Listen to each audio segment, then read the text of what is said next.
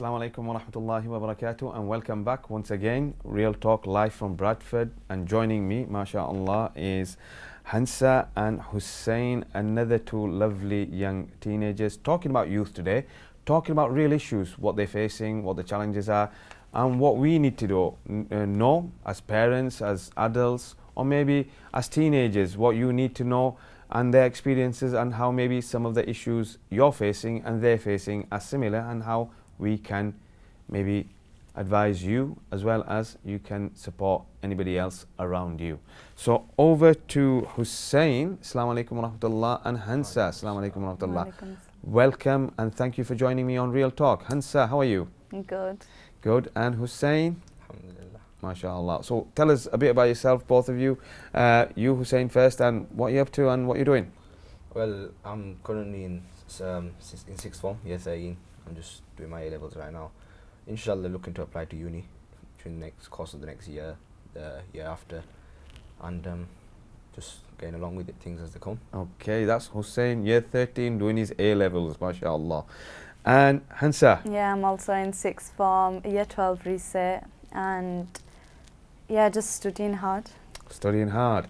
Okay, as you may well have seen and watched the two lovely individuals we had before, we were talking about some of the issues, and we talked about youth opportunities, programs, talked about a few issues of youth offending, which we didn't touch upon, and it's on the increase.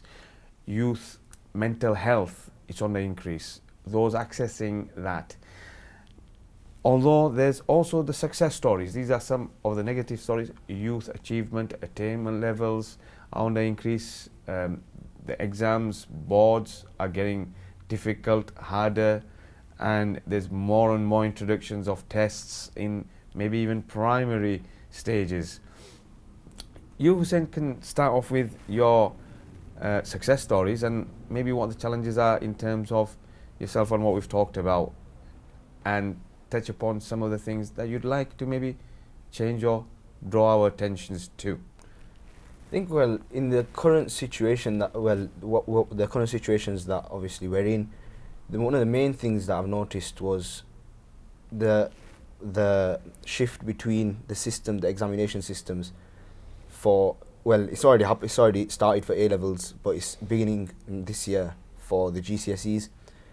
And of course, this is going to be one of the biggest challenges for the upcoming youth right now, is that the old system, how it was sort of split up in terms of examinations and stuff like that. This is one of the main issues that's going to challenge a lot of youth and would, obstruct their mental thinking, and in their confidence with regards to them being successful. They're going to be scared that, due to the system actually becoming a lot harder, the way the exams are run, the content that they have to cover, many youth would actually be quite put off by this, and this could obviously affect them detrimentally, as it'd have a knock on their confidence first of all, but as well as that, it could sort of push them away from wanting to study, wanting to progress into being better people. They might want to, look towards alternatives, for, simple thing that's, on the rise right now. You mentioned about youth offending, is, the amount of youth that are going to things like drugs and stuff like that, petty crime, theft, this and these sort of things.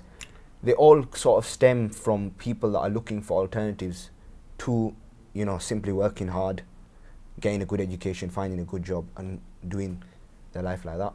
Hansa, I mean, just touching on what Hussein has just said, do you think this kind of pressure, I'm not saying you've felt it, you sound a very confident young lady and doing well in your education, both of you, mashallah. On the question is, do you have friends or people around you who may have fallen into a trap of getting the alternative buzz and high, or going into onto that role because the pressure is simply too much? Have you ever felt like that? Yeah, it's because, do you know when you have to hang around with people who actually do drugs, you actually feel pressure upon yourself to do it as well, and I think that's where it comes from as well, the high and the buzz. It's, a group of people doing it, you feel left out, so if you're not doing it, then you feel pressurized to do it, because you want to fit in at the end of the day.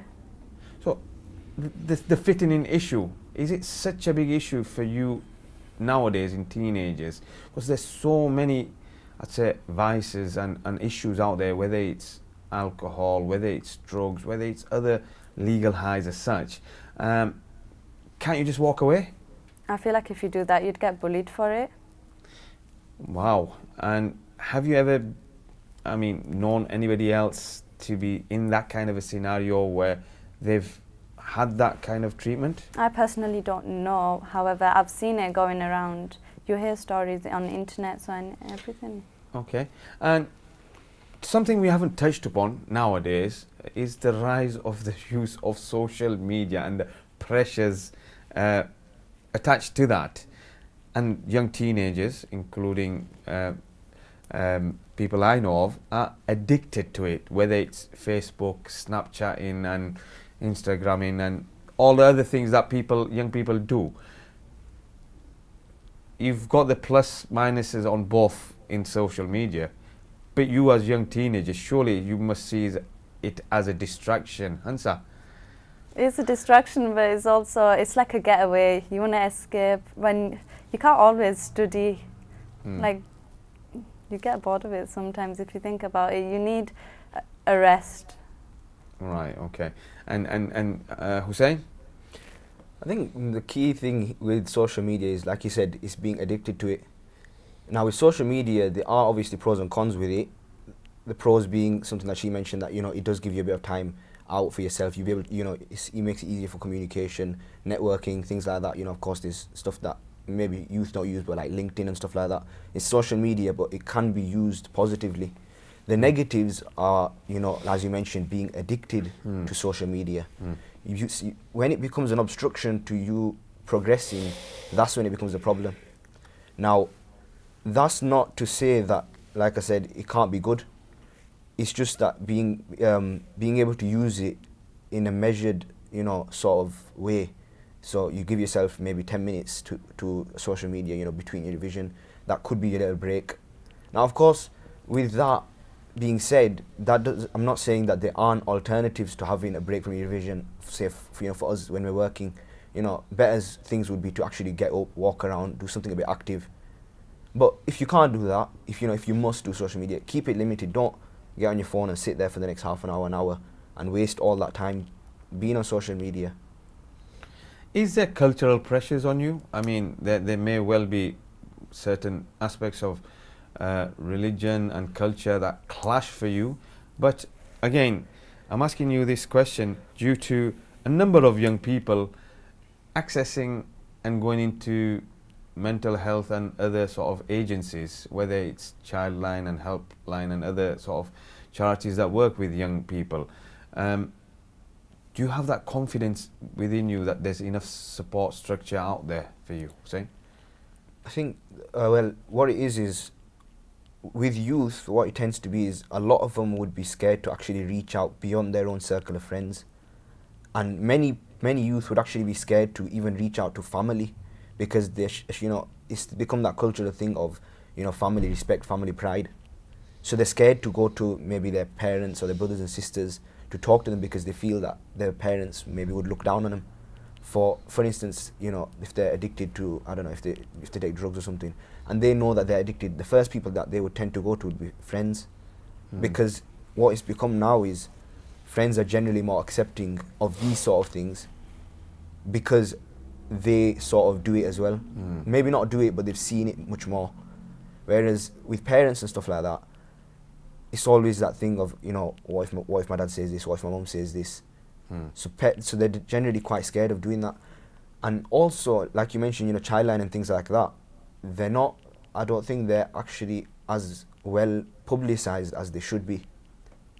So if you look into it, you know that there's all these, you know, facilities available for people.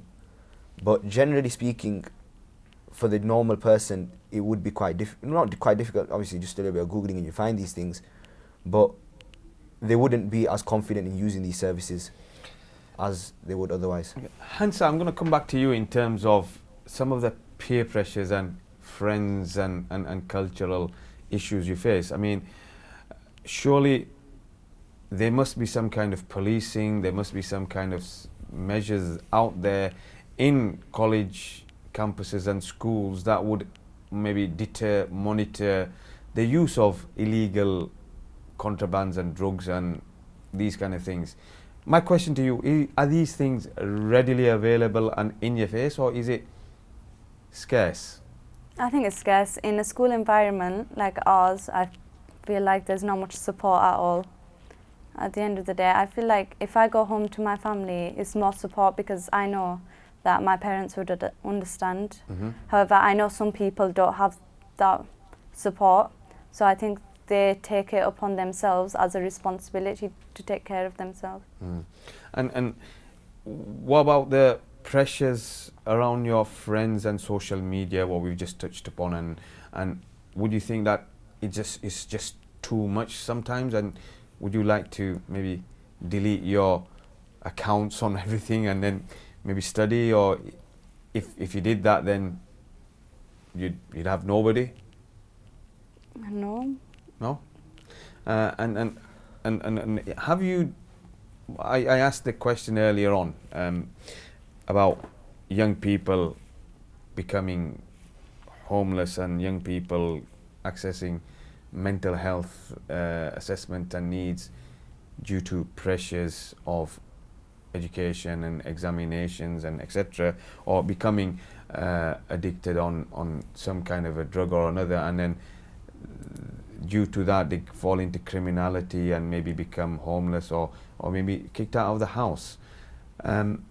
Not saying that you've experienced that for 1 minute, alhamdulillah you haven't, but these are alarming statistics, these are facts, and although we may not have come across it or seen that, these are facts, and this is real.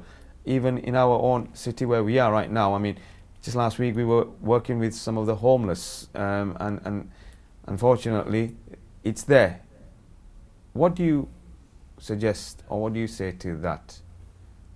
Hussein first? I think what it is like I mentioned earlier, parents need to be more understanding and supportive of it. Firstly, generally speaking, parents, well, I can speak for myself, if something like that were to happen for me, my parents would be supportive of it. They'd be supporting of me, they'd help me out. But it's there in your face. When you're in school, you see these things where parents other people's parents won't be as supportive as your own. You'll see that, you get parents that literally just do not care. You can come home to them, you can tell them whatever's going on, they'll just be like, that's your problem, who told you to do it? They would not be supportive. And like you said, some would even go to the extent where they'd kick you out of the house, and that is where a lot of homeless people come in, because at this age, as teenagers, we don't have that sort of access to funding, for accommodation and stuff like that. So once you're out on the street, you're on your own. Hansa, what do you say to that? I mean, is there that support network out there for you, and maybe not just for you, talking generally in terms of the young teenagers? And what would you say to young teenagers watching at home who maybe have fallen prey to these kind of vices? I'd feel like that they can talk to their mother and father about it at the end of the day, because they love you at the end of the day. They'll support you in everything. I know some people's parents don't seem like that, but you've got other people around you as well. If you think about it, go to your friend, go to your teachers. Okay. I mean, that's great of you. One final question for Hussein, maybe, in terms of culture and religion. Is there a big issue out there for you? Definitely there is a clash, especially with the modernization of society right now.